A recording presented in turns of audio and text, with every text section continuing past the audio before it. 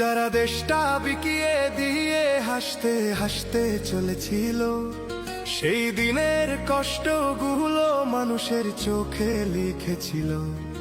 এবার সত্যটাকে চিনতে হবে, সময় এসেছে ভাই। দাড়ি পাল্লা ছাড়া এবার মাপার উপায় নাই। নৌকা ধানের শীষ, লাঙ্গল দেখা শেষ, দাড়ি পাল্লা এবার গর্বে বাংলাদেশ। নৌকা ধানের শীষ, লাঙ্গল দেখা শেষ, দাড়ি পাল্লা এবার গর্বে বাংলাদেশ। আমি যে জিনিসটা বলতে চাই, আমাদের এই এলাকা যেটাকে বলা হয় ছিন্নমূল, অথবা বলা হয় জঙ্গল সলিমপুর, অথবা বলা হয় আলীনগর, বলেন না? আমি কিন্তু এই নামে খুব বেশি পছন্দ করছি না। তাহলে আপনারা বলতে পারেন নাম কি চেঞ্জ? না, যেহেতু এই এলাকাটা হচ্ছে খুবই সুন্দর, প্রাকৃতিক আল্লাহর প্রদত্ত একটা সুন্দর। এদিকে পাহাড় দেখতে পাচ্ছি, এদিকে আছে আপনার কত সুন্দর একটি নদীর চেয়ে ছোট অত ছড়ার মতো একটা ঝর্ণা। এত চমৎকার এলাকাটাকে যদি আমরা জঙ্গল ছিন্নমূল বলি, সুন্দর লাগে? আমার একটা প্রস্তাব আছে, যদি আল্লাহ তৌফিক দেয়, ক্ষমতা দেয়, এটার নাম দেওয়া হবে বিউটি সলিমপুর, ইনশাআল্লাহ। যেহেতু এটার নাম খুবই সুন্দর, এলাকাটা সুন্দর, মানুষগুলো আরো সুন্দর, সেজন্য আমি নাম রাখতে চাই, আল্লাহ যদি তৌফিক দেয়, বিউটি সলিমপুর, ইনশাআল্লাহ। আমরা দেখতে পেয়েছিলাম রাজনৈতিক দলগুলো বলেছিল ঘরে ঘরে চাকরি দেওয়া হবে, তারা বলেছিল 10 টাকার চাল দেওয়া হবে। আপনাকে পেয়েছেন?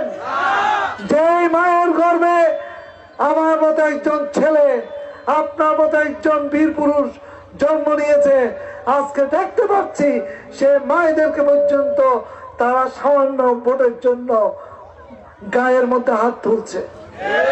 আমরা দেখতে পেয়েছি তাদেরকে ক্রিটিসাইজ করা হচ্ছে, আমরা দেখতে পাচ্ছি তাদেরকে বুলিং করা হয়েছে, আমরা দেখতে পাচ্ছি এই মায়েদেরকে লাঠি মারতে তারা পর্যন্ত বিবেকে নেওয়া দেয়নি। সুতরাং কোন অবস্থায় মেয়েদের গায়ে তো দূরের কথা, বরঞ্চ মেয়েদেরকে দেখলে আমাদেরকে সম্মান শ্রদ্ধা করতে হবে। আমি আল্লাহ যদি চায় আমাদের উপর দায়িত্ব আসে, আমরা কথা দিচ্ছি মা বোনদেরকে আমি স্পেশালি তাদের আর্নিং এর জন্য একটি ক্ষুদ্র ইনভেস্টমেন্টের ব্যবস্থা করবো। আমরা দেখতে পাই এই এলাকার মধ্যে পানির সুব্যবস্থা নেই, পানি খাওয়াটা বেশ কঠিন, পানি সহজে পাওয়া যায় না। আমরা চেষ্টা করব সরকারি অর্থায়নে ডিপ টিউবওয়েল দিয়ে সুপেয় পানি যাতে আমাদের ভাইয়েরা পান, সেটা ব্যবস্থা করা হবে ইনশাআল্লাহ। আর বিশেষ করে আপনারা জানেন আমি নিজেই বিভিন্ন প্রতিষ্ঠানের সাথে সম্পৃক্ত আছি। আপনাদের SM পাইলট স্কুল, সেটাও সভাপতি হিসেবে আমার দায়িত্ব ছিল। সুতরাং আমি কথা দিচ্ছি, আল্লাহ যদি আমাদের উপর দায়িত্ব দেয়, এটাকে আমি কলেজে রূপান্তরিত করবো ইনশাআল্লাহ, যাতে আমাদের এলাকাবাসী লেখাপড়ার জন্য, উচ্চশিক্ষার জন্য দূরে না গিয়ে আমাদের মায়েদের কোলে বসে তারা লেখাপড়া করতে পারে। আমাদের বোনেরা, আমাদের মেয়েরা যাতে অল্প বয়সে পড়াশোনা ছেড়ে না দিয়ে তারা যাতে কলেজে লেখাপড়া করতে পারে কমপক্ষে। আমি ইনশাল্লাহ লেখাপড়া ব্যাপারে সর্বোচ্চ সহযোগিতা করা হবে। আমাদের এই এলাকার অধিকাংশ মানুষ হচ্ছে শ্রমজীবী, ঠিক কিনা? অধিকাংশ মানুষ সেই সকাল থেকে রাত পর্যন্ত মাথার ঘাম পায়ে ফেলে কষ্ট করে।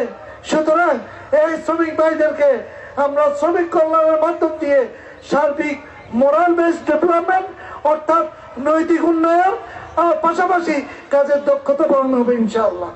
এছাড়া আমাদের যে ছাত্ররা আছে, আমাদের ছাত্রদেরকে লেখাপড়া করার ক্ষেত্রে যারা মেধাবী তাদেরকে অবশ্যই স্কলারশিপ দিয়ে প্রয়োজন বোধে দেশের বাইরে পাঠানোর ব্যবস্থা করা হবে ইনশাআল্লাহ।